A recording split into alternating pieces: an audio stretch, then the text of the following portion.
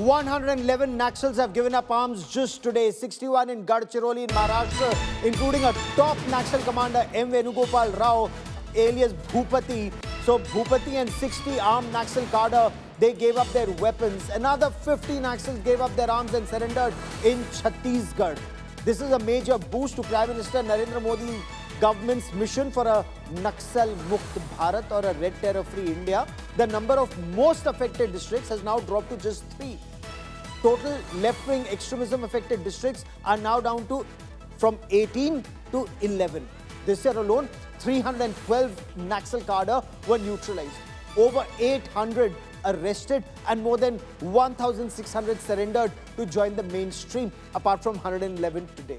So there have been a record number of operational successes that have been reported because of a sustained policy of establishing COBs or company operating bases in the worst red terror impacted areas, connectivity, infrastructure development, roads, schools, hospitals coming up in that area, and of course jobs, employment, all part of a national action plan showing unprecedented results according to government sources. So the government is targeting complete eradication of red terror by the 31st of March 2026.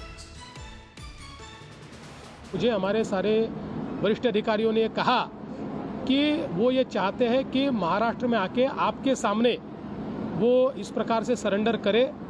तो मैंने उनको कहा कि आप उनको हाँ कहिए, अगर आवश्यकता पड़ी तो मैं जंगल भी आने को तैयार हूँ, क्योंकि इतना बड़ा केडर अगर आत्मसमर्पण करता है तो ये बड़ी बात है।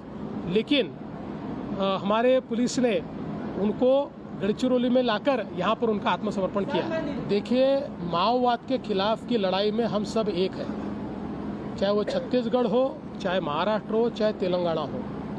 हम एक दूसरे के साथ कोऑर्डिनेशन में ही काम करते हैं। चूँकि बहुत दिनों से हमारी जो पुलिस है वो भूपति के साथ संपर्क बनाए हुए थी, उनके आत्मसमर्पण से छत्तीसगढ़, तेलंगाना सभी को फायदा होगा।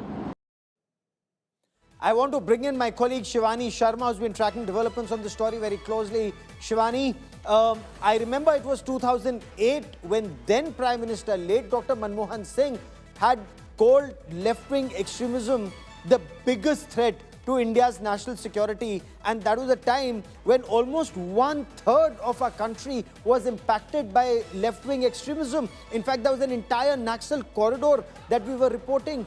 Now, most Naxal-infected districts reduced to just 3. Will this aim of Naxal Mukt Bharat be achieved by the 31st of March 2026? What's the roadmap?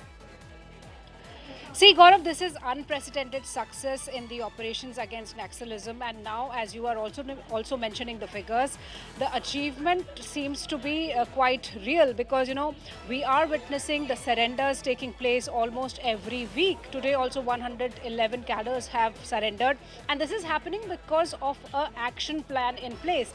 There's much integrated coordination between the state police and the CAPFs in these Naxal affected areas.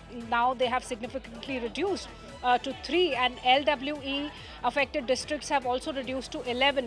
So there is a rehabilitation and a surrender plan in place. There is better intelligence sharing, and the whole action plan is working in coordination in these areas. So it seems that the target which have been put by the Home Ministry and by the government of achieving completely Naxal-free India by 31st March 2026 is quite achievable, as we see the success of these operations in recent months.